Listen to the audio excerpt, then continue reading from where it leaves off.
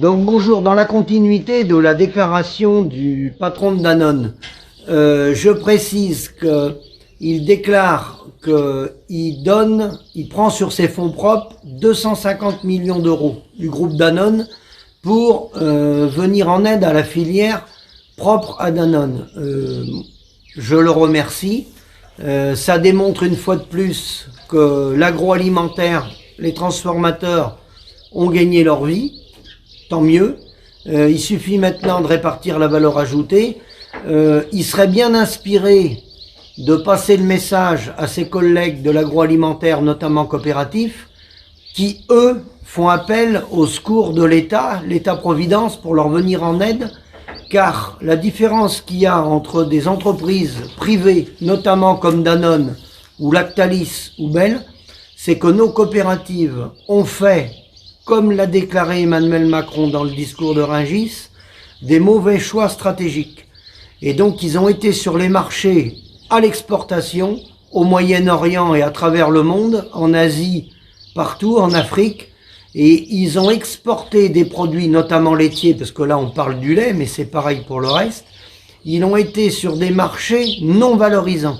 Donc ces marchés non valorisants ont détruit le modèle agricole français, ont même parfois détruit une partie de la filière, c'est-à-dire des salariés, parce que les salariés dans ces groupes-là ne sont pas forcément bien rémunérés, faut bien le savoir, dans l'agroalimentaire, il y en a beaucoup qui restent au SMIC. Et donc en fait, ils ont sacrifié toute une filière au nom d'une mauvaise stratégie à l'exportation. Et j'en profite pour rajouter un mot par rapport aux déclarations du responsable de Danone. Il précise que 85% de l'alimentation est souvent consommée dans le pays ou dans le pays voisin. Oui, c'est vrai. Donc, moi, j'en repasse une petite couche. C'est bien les marchés à l'exportation non valorisants qui ont emmené le modèle agricole français et européen dans le mur. Car, pour information pour le grand public, les prix agricoles dans le monde, que ça soit le lait, la viande bovine, les céréales, le lapin, ils sont fixés sur moins de 10% des échanges au niveau de la planète.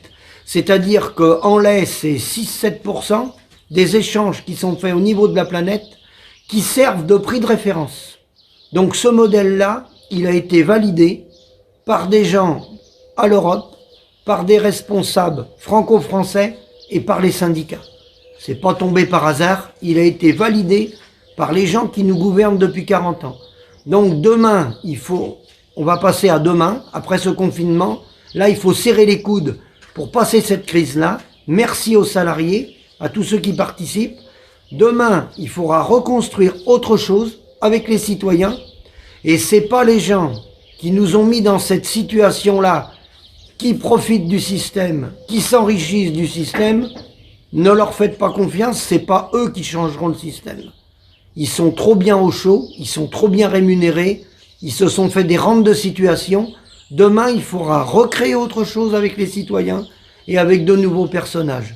Merci, je vous dis bon après-midi, à bientôt.